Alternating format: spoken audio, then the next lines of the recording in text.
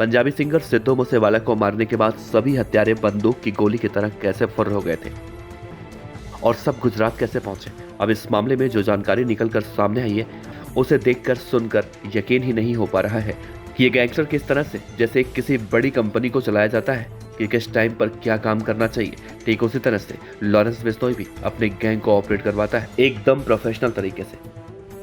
दरअसल सिद्धू मूसेवाला के हत्यारे जो पकड़े गए पुलिस की पूछताछ में एक एक राज खोल रहे हैं जिसे सुनने के बाद हर कोई चौंक रहा है। दरअसल 29 मई को सिद्धू मूसेवाला की हत्या के बाद दिल्ली और पंजाब पुलिस की कई टीमें लगातार हत्यारों को खोज रही थी, लेकिन ऐसा लगता रहा कि इन हत्यारों को जमीन खा गई या फिर आसमान निकल गया, क्योंकि पुलिस के लाख खोजने के बाद यह हत्यारे हाथ नहीं आ रहे थे। दरअसल इसके पीछे दिल्ली के तिहाड़ जेल में बैठे गैंगस्टर लॉरेंस बिश्नोई का दिमाग था कि रेकी कैसे करनी है, कैसे पुलिस की पकड़ से बचना है, सब कुछ लॉरेंस बिश्नोई ने तय कर रखा था। सिद्धू की हत्या करने के बाद दोनों मॉड्यूल अलग अलग दिशा में भागे थे। प्रियव्रत और उसके साथ मौजूद कशिश उर्फ कुलदीप और अन्य साथी हत्याकांड को अंजाम देने के बाद पहले फतेहाबाद पहुंचे और फतेहाबाद से ये गैंग ट्रक में बैठकर गुजरात तक पहुंचा। कपिल नाम के गैंग मेंबर ने इनके रुकने और भागने की व्यवस्था कराई थी। पुलिस की जांच में यह भी निकलकर सामने आया है कि लॉरेंस बिश्नोई और गोल्डी बराड़ का गैंग कई अलग अलग यूनिट्स में बटा हुआ है और उनकी सभी यूनिट एक दूसरे यूनिट से बिल्कुल अनजान होती हैं।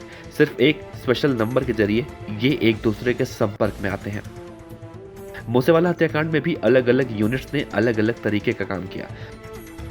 लॉरेंस बिश्नोई और गोल्डी बराड़ गैंग के बारे में पुलिस को मालूम चला है कि इनकी हर यूनिट का काम अलग अलग होता है, जैसे कि टारगेट की रेकी करना, हथियारों की खरीद फरोख्त करना, हथियारों की सप्लाई करना, ऑपरेशन के बाद हथियारों को ठिकाने लगाना, ऑपरेशन के बाद बदमाशों के भागने और छिपने का इंतजाम करना, कम्युनिकेशन एक्टिव करना जिसमें हर ऑपरेशन के दौरान नए नए नंबर अरेंज करना। ये सभी काम अलग अलग यूनिट करती है।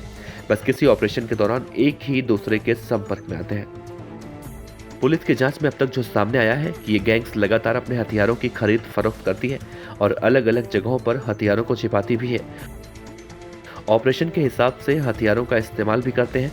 गिरफ्तार गैंगस्टर शाहरुख ने जब मूसेवाला के घर की रेकी की थी तब उसने भी यही जानकारी दी थी कि मूसेवाला की सुरक्षा में AK-47 लेकर सुरक्षा कर्मी तैनात हैं और अगर मूसेवाले की हत्या को अंजाम देना है तो AK-47 की जरूरत पड़ सकती है।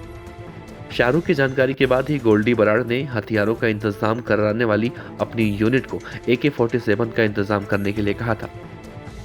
पुलिस का कहना है कि आरोपी हत्याकांड को अंजाम देने के बाद की जानकारी जुटाने के लिए टीवी, मीडिया और सोशल मीडिया पर पूरी तरह से निगाह बनाए हुए थे और इन्होंने पुलिस की जांच को डाइवर्ट करने की भी कोशिश की।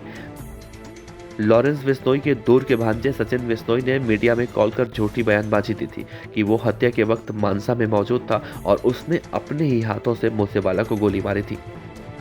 जबकि पुलिस की जांच में सामने आया कि सचिन बिश्नोई तो हत्या से पहले ही विदेश भाग चुका था।